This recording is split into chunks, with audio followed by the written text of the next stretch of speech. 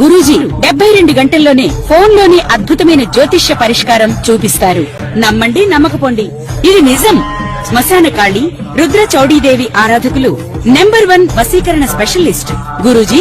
మనిషి పుట్టుక నుండి చనిపోయే వరకు వచ్చే అన్ని క్లిష్టమైన సమస్యలకు పరిష్కారం ఇక్కడ లభిస్తుంది. విద్య, ఉద్యోగం, వ్యవహారం, స్త్రీ ప్రేమ, పెళ్లి, సంతానం, స్త్రీ పురుష వశీకరణం, భూవశం, భార్యాభర్తల కలహాలు, కోర్టు సమస్యలు, విడాకుల సమస్యలు, చేతబడి, అప్పుల బాధ, ఇంకా మీకు ఎలాంటి సమస్యలు ఉన్నా 72 గంటల్లోనే. ఓం గం గణపతియే నమః. ఓం నమః శివాయ. ఓం శ్రీ మాత్రే నమః. హయగ్రీవాయ నమః. అందరికీ నమస్కారం. పరాభవ నామ సంవత్సర శుభాకాంక్షలు అందరికీ, ప్రేక్షకుల మహాశయులకి. అయితే ఈరోజు మనము డిస్కస్ చేసుకునే టాపిక్ ఏంటంటే శని అస్తంగత్వం. అయితే ఈ అస్తంగత్వం అంటే ఏంటో చాలామందికి తెలియదు. అయితే ఏ గ్రహమైనా ఒక రాశిలో 30 డిగ్రీల వ్యాపకత్వంతో ఉంటుందన్నమాట. అది రవైనా సరే, 9 గ్రహాలు, మిగతా గ్రహాలైనా, అష్టగ్రహాలైనా కానీ 30 డిగ్రీల పరిమాణంతో కలిసి ఉంటుంది.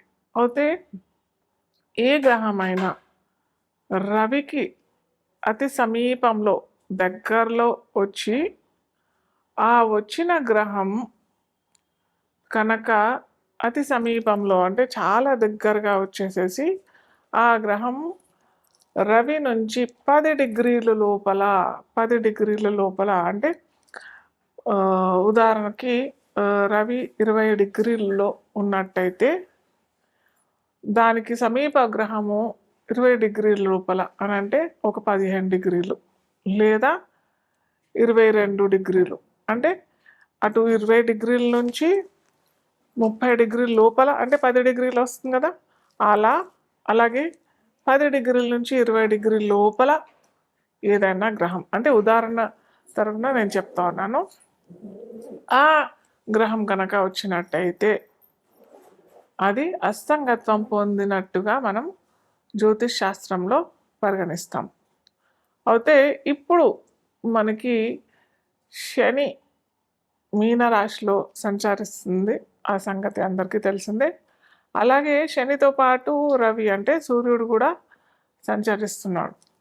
సో ఈ శని రవి సూర్యుడికి అతి సమీపంలో వచ్చింది. ఈ వచ్చిన ఈ దాన్ని మనం ఏమంటామంటే ఇంతకుముందు చెప్పుకున్నాం కదా, 10 డిగ్రీల లోపల వచ్చినట్టయితే దాన్ని అస్తంగత్వం పొందుతుంది అని అంటాం.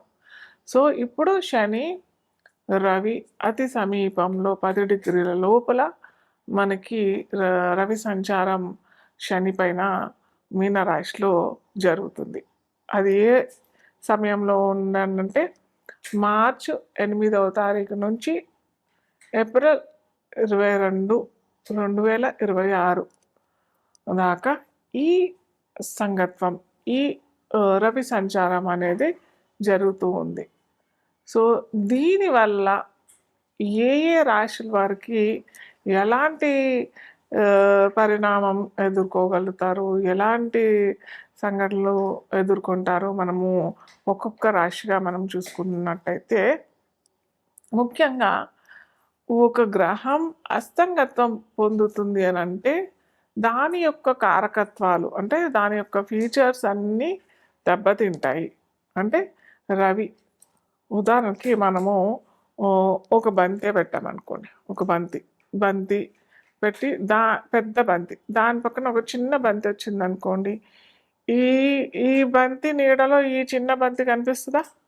కనిపించదు కదా. సో అలాగే ఇక్కడ ఏమైంది, సూర్యుడు పక్కన శని కూడా పెద్ద గ్రహమే, కానీ అన్నిటికంటే సూర్యమండలంలో మనకి రవి పెద్దదైన గ్రహం, అంటే జ్యోతిష్ శాస్త్రంలో గ్రహంగానే పేర్కొంటాం. అయితే ఈ సూర్యుడు శనిని దగ్గరగా అతి సమీపంగా వచ్చి ఆ శని కారకత్వాలన్నిటినీ తనలోని నిగుడుకించుకుంటాడు కాబట్టి దీన్ని మనం అస్తంగత్వం అని పేర్కొంటాం.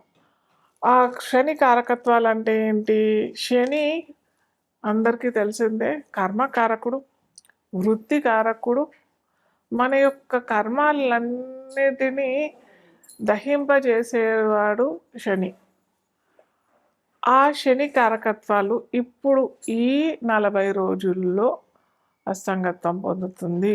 అంటే ఆ కారకత్వాలన్నీ కొద్దిగా తగ్గిపోతాయి. దీనివల్ల ఏమవుతుంది? దీనివల్ల ఏ రాశికి ఎలాంటి ఫలితాలు వస్తాయి? అది మనము ఇప్పుడు ఒక్కొక్క రాశిగా మనము చూసుకుందాం. సింహ లగ్నం వారికి మనం ఇప్పుడు చూసుకుందాం. సింహ లగ్నం తెలియని వారికి రాశి అని చూసినట్టయితే సింహ రాశికి అధిపతి ఎవరు? సూర్యుడు. సాక్షాత్తు మనకి ద్వాదశ రాశులకి నవగ్రహాలకి అధిపతి అయిన సూర్య భగవానుడు. సో ఈ సూర్యుడు వల్లనే శని అస్తంగత్వం పొందుతున్నాడు. ఎక్కడ? మీనరాశిలో అస్తంగత్వం పొందుతున్నాడు. ఇక్కడ సూర్యుడికి చాలా బలం, అవునా కదా? లగ్నాధిపతి రాశి అధిపతికే చాలా మంచి బలం. అతను అనుకున్నది నెరవేరుతుంది. ఉద్యోగ ఫలితాలు, ఉద్యోగ అవకాశాలు చాలా వస్తూ ఉంటాయి. కాకపోతే ఇక్కడ శని కర్మకారకుడు కాబట్టి కొద్దిగా డిలే చేసే అవకాశాలు ఉంటాయి. ఎందుకంటే సింహరాశికి సింహ లగ్నానికి రవి అష్టమంలో ఉంటాడు. సంచార రవి అష్టమంలో ఉంటాడు కాబట్టి కొద్దిగా ఉద్యోగ అవకాశాలు డిలే అయినా కానీ రిజల్ట్స్ బాగుంటాయి. ఎందుకంటే నెక్స్ట్ మేషరాశిలోకి వెళ్ళిపోతాడు కాబట్టి మేషరాశిలో వెళ్ళినప్పుడు రవి ఉచ్చలో పొందుతాడు కాబట్టి ఇప్పుడు మీరు ఎన్ని అప్లికేషన్స్ పెట్టుకుంటే అంత మంచిది. మీకు చక్కటి ఫలితాలు ఇస్తాడు. కొద్దిగా జాప్యం అవుతుంది, కొద్దిగా డిలే అవుతుంది, కొద్దిగా రిజెక్షన్స్ అవుతాయి. కానీ కంగారు పడకండి. ఇది మంచి అవకాశము, మిమ్మల్ని మీరు సరిదిద్దుకునే మంచి అవకాశము. ఎందుకంటే నెక్స్ట్ ఏప్రిల్లో మంచిగా రవి సంచారం జరుగుతుంది. అలాగే మనకి గురువు కూడా లాభంలో ఉన్నాడు కాబట్టి చక్కటి అవకాశాలు, చక్కటి ఫలితాలు వస్తాయి. కానీ కొన్ని రిజెక్షన్స్, కొన్ని ఆబ్స్టకల్స్, కొన్ని అవరోధాలు, కొద్ది అడ్డంకులు ఇవన్నీ జరుగుతాయి. జరిగిన తర్వాత మటుకు ఖచ్చితంగా మంచి ఫలితాలే లభిస్తాయి. సో మీరు చేసుకోవాల్సింది ఏంటంటే ముఖ్యంగా ఉద్యోగస్తులకి, వ్యాపారస్తులకి కూడా కొద్దిగా మీరు రెమెడీ చేసుకోవాలి. ఎందుకంటే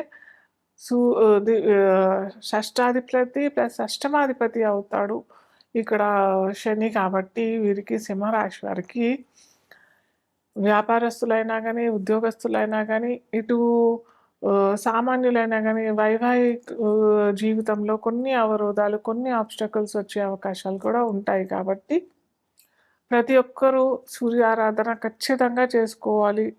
ఇది వేసవి కాలం, మేము చెయ్యలేము, మేము ఇవ్వలేము, ఇవంతా వద్దు. ఖచ్చితంగా పొద్దున్నే లేచి సూర్యోదయానికల్లా లేచి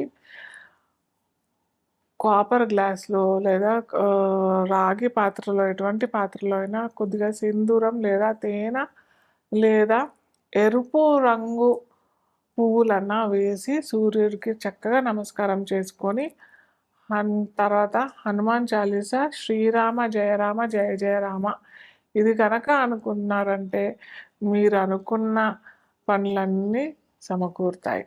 సో ఇప్పటి నుంచి నేను ప్రతిసారి లాస్ట్లో మీరు స్టార్టింగ్ నుంచి ఎండింగ్ దాకా చూసినట్టయితే నేను ఎండ్ ఆఫ్ ది ఈ ఎపిసోడ్లో ఒక చిన్న రెమెడీ మీరు ప్రతి ఒక్కరు ఎవరైనా కానీ ఇది చేసుకోవచ్చు.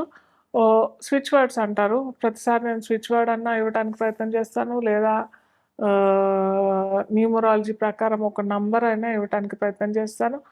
ఆ నంబర్ అన్నా, ఆ వర్డ్ అన్నా మీరు కనుక చేసినట్టయితే, ఇది వేదిక్ స్విచ్ వర్డ్, ఇది చేసినట్టయితే మీకు సత్ఫలితాలు అందరికీ లభిస్తాయి. ఇది విద్యార్థులైనా కానీ, గృహిణులైనా కానీ, వ్యాపారస్తులైనా కానీ, ఉద్యోగస్తులైనా కానీ ఎవరైనా చేసుకోవచ్చు. ఒక చిన్న వర్డ్ ఇది, కల్మషి. కల్మషి అనే ఈ వర్డ్ మీరు కనుక రోజు 200 సార్లు చదివినట్టయితే మీ కోరికలు తీరుతాయి. కోరికలు అనంటే ఏదో ఆహ్, ఆహ్, కా కామక్రోధ వాంఛలు ఇలాంటి కోరికలు కాకుండా సత్కోరికలు, మంచి కోరికలు, మా పిల్లలు ఉన్నతిగా రావాలి, లేదా నాకు వివాహం కావాలి, లేకపోతే నాకు ఉద్యోగం కావాలి. అలాగే కొంతమంది ఉద్యోగం ఏదో చిన్న ఉద్యోగం కాకుండా వారికి ఎంత ఉద్యోగంలో జీతం లభించాలో అంత కాకుండా ఎక్కువ ఆశిస్తుంటారు కూడా. అలాంటి వారికి కాకుండా సత్కోరికలు, మంచి కోరికలు, మీకు సరియైన కోరికలు, కామక్రోధ కోరికలు కాకుండా మీరు కనుక ఇది పఠించినట్టయితే ఖచ్చితంగా మంచి ఫలితాలు ఇస్తాయి. కల్మషి, మళ్ళీ చెప్తున్నాను, కల్మషి ఇది రోజు 200 సార్లు ఖచ్చితంగా నమ్మి చేయండి. ఖచ్చితంగా మంచి ఫలితాలు అయితే మీకు